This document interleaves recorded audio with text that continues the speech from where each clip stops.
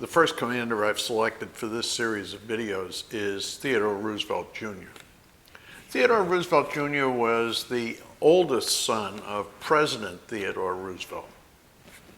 Well, he had a fairly typical rich kid's education, ended up at Harvard and whatnot. He went into investment banking after he graduated from college. And then when World War I started, he attended a summer camp that was up in Plattsburgh, New York, that was designed to train officers. Now, they went at their own expense, and they devoted summers and went to different kinds of schools for this. But the upshot of it was that he ended up being commissioned a major and was sent to France with the American Expeditionary Force. When he got to France, he became a battalion commander, and he was recognized as one of the best battalion commanders in the Army. He ended up being promoted to a lieutenant colonel and commanded the 26th Infantry Regiment in the 1st Infantry Division, the Big Red One. He distinguished himself in the Battle of Cantigny, and he was well known for being right up at the front with the troops, letting himself be seen and so on. He received numerous awards and whatnot for his performance in World War I. And at the end of the war, he got out of the Army and continued his career in business and a little bit in politics. But when World War II started to come on, he went back to some summer refresher courses that the Army was giving for World War I officers who had been out of the service and wanted to get back in. And he did that entirely on his own. His career in World War II is where he really shone. He was the assistant division commander of the 1st Infantry Division.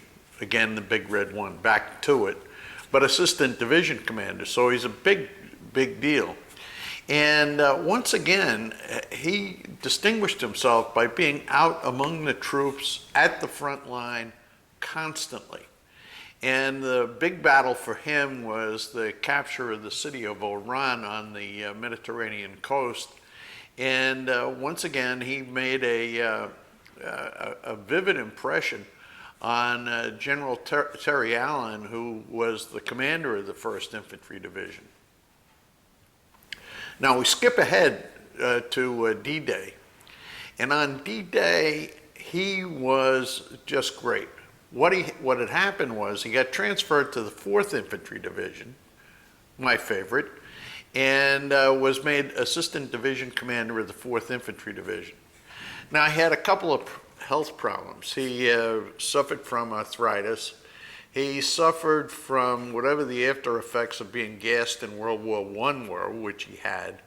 And he also had a significant heart problem.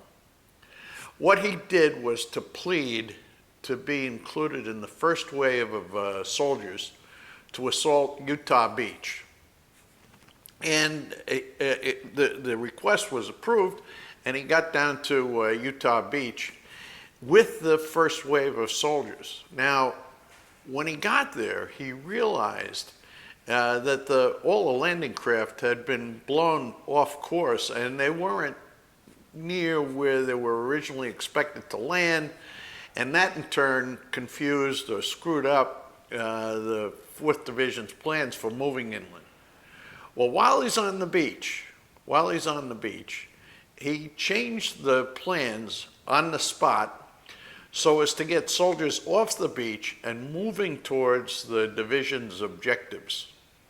When General Barton, who commanded the 4th Infantry Division, arrived, he discovered that what Roosevelt had done was to straighten out the entire attack, and that he moved on very promptly to his to the division's objectives.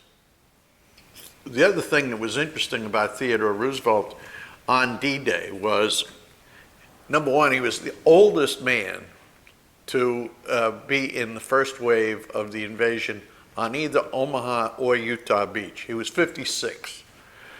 He was the only man whose son also landed on D-Day.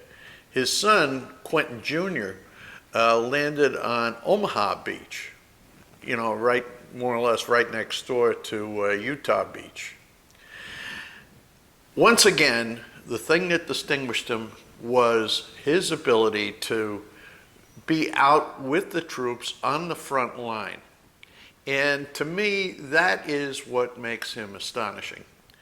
I would say that his formal military training was skimpy at best. You can't imagine that he's got the same kind of technical knowledge that West Point graduates have, but he did have the courage to be out in front. He died about a month after D-Day. He died of a heart attack, as a matter of fact. And a bunch of famous generals were his pallbearers at his funeral. He was buried in France, and to this day, he's still buried in the U.S. military cemetery overlooking Omaha Beach. He's buried next to his younger brother, who was killed in World War I in France. His younger brother, Quentin, was a pilot for the U.S. Air Force. So anyway, he ends up with two significant decorations. One was the Distinguished Service Award for his performance in World War I.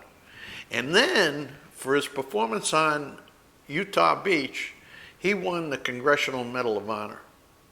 And in my opinion, it was really justified. And I think that the ability or the willingness to get under fire and to be out with the troops is the thing that puts him head and shoulders over a lot of the other 1,100 generals who served in the U.S. Army in World War II. So anyway, that was Theodore Roosevelt. He's my nominee for the first commander to be highlighted in this little series. See you next time.